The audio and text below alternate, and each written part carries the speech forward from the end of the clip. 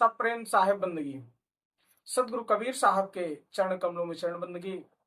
महंत रामधनी दास साहब के चरण कमलों में चरण बंदगी। महंत धीरज दास साहब के चरण कमलों में चरण बंदगी। आप सभी श्रोता बंधुओं, भक्तमय माताओं बहनों, सभी को सब प्रेम साहेब बंदगी। आप सभी सदगुरु कबीर साहब के ज्ञान रूपी और अज्ञानता को दूर करने वाले उनके शब्दों को श्रवण करते हैं। क्यों श्रवण करते हैं, क्यों मानते हैं, क्यों जानते हैं उनको? क्योंकि सदगुरु कबीर साहब जो भी बात करते हैं वह सत्य बताया है, उन्होंने सत्य को दर्शाया है। वह कभी किसी को गुमराह नहीं किए, वह सत्य का बोध कराए हैं। बंधुओं, सदगुरु कबीर साहब के विषय में बहुत सारी भ्रांतियां लोग फैलाते हैं कि सदगुरु कबीर साहब उल्टा सुल्टा बोलते हैं, उन्होंने उल्टा ज्ञान दिया। क्योंकि सदगुरु कबीर साहब सिर्फ सच्चा ज्ञान देते हैं, सही सत्य का बोध कराते हैं। और किसी अंधे आदमी को आप दर्पण दिखाओगे तो क्या उसे लगेगा? उससे दर्पण का कोई उस पर एहसास होगा? उसे कुछ दिखेगा? नहीं दिखेगा। वैसे ही संसार के समस्त मनुष्य अंधे हो गए, उनको ज्ञान नहीं है। बिना ज्ञान, बिना आत्म ज्ञान के नर क्या कर रहा है? भटक रहा है। वही तो समस्या है कि सदगुरु कबीर साहब सबको, उनका ज्ञान ऐसा है कि अंधे को भी समझ में आ जाए। लेकिन किस प्रकार का अंधा? आंख से अंधा, लेकिन जो अंतर ज्योति है, जो अंदर की ज्योति है, उस ज्योति से वह देख सके।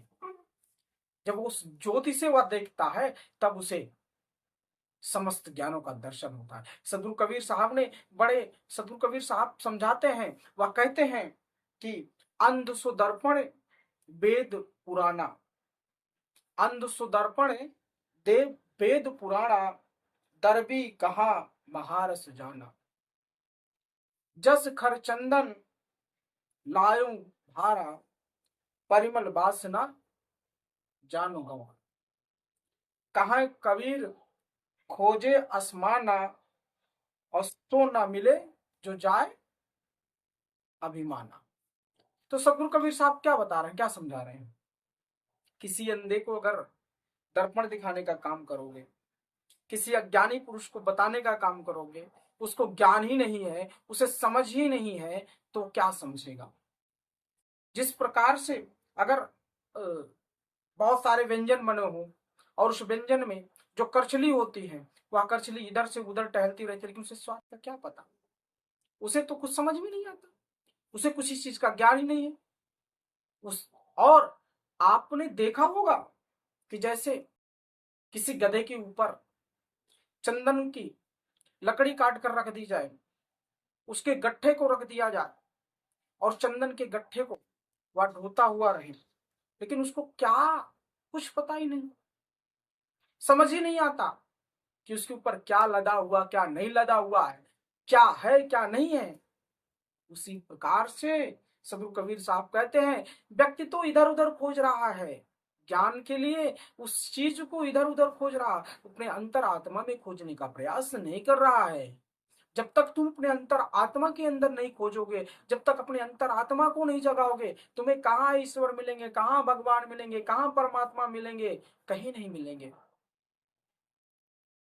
तुम मंदिर मस्जिद में, तुम गुरुद्वारे में ईश्वर की खोज कर रहे हो, भटक रहे हो। तुम्हारे अंदर जो विद्वान है उसको खोजने की कोशिश ही नहीं कर रहे हो। तो हम किस चीज की ज्ञान बताते हैं, हम क्या समझाना चाहते हैं? कि सबसे पहले अपने अंदर के ईश्वर को खोजने का काम करो। ये जो अंदर आत्मा बोल रही है, जो इस अंदर की जो जिसे आप जगा नहीं पा रहे, उसको जगाने का काम करें सबसे पहले। जब तक आप इस अंतर आत्मा को नहीं जगा पाओगे, कहीं भी खोजते रहो, भटकते रहो, कुछ मिलने वाला नहीं है। तो सदगुरु कबीर साहब की ऐसी वाणियां नहीं है, सदगुरु कबीर साहब की जो ज्ञान रूपी जो शब्द है ऐसे ही नहीं है। लोग खंडन करते रहे, जिनको करना है खंडन करते रहे। लेकिन सदगुरु कबीर साहब ने सभी का खंडन किस प्रकार किया? वो अपनी वाणी के माध्यम से, वो अपने ज्ञान के माध्यम से। वह भी खंडन किए हैं, लेकिन उन्होंने किसका खंडन किया? उन्होंने गलत चीज का खंडन किया है। जो गलत है उसको गलत बताया है, जो सत्य है उसको सच बताया है। उन्होंने कहा है, माँ बाप रूपी ईश्वर को छोड़कर तुम मंदिर और मस्जिद और पत्थरों में ईश्वर की खोज कर रहे हो। क्या क्या है ये? क्या यही ज्ञान है? किसी व्यक्ति को, किसी अज्ञानी व्यक्ति को वेद और शास्त्र के बारे में बताओ तो क्या समझेगा? वेद शास्त्र और ग्रंथों से क्या मिलता है? वेद शास्त्र और ग्रंथों से ज्ञान मिलता है। ज्ञान ही नहीं है तुम्हारे पास, अज्ञानता भरी हुई है, तो तुम क्या कर सकते हो? तुम्हें कौन समझा सकता, तुम्हें कौन बता सकता है?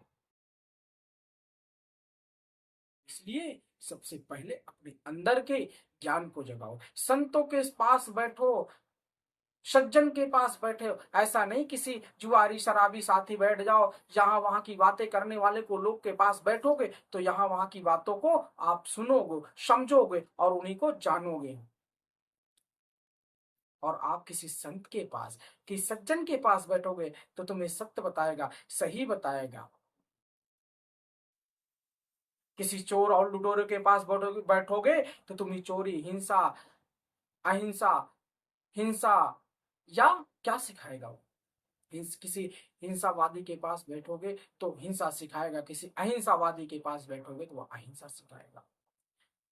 कोई सत्य बोलने वाले के पास बैठोगे तो तुम्हें सत्य के विषय में बताएगा, किसी असत्य के पास बैठोगे तो तुम्हें असत्य का ज्ञान देगा।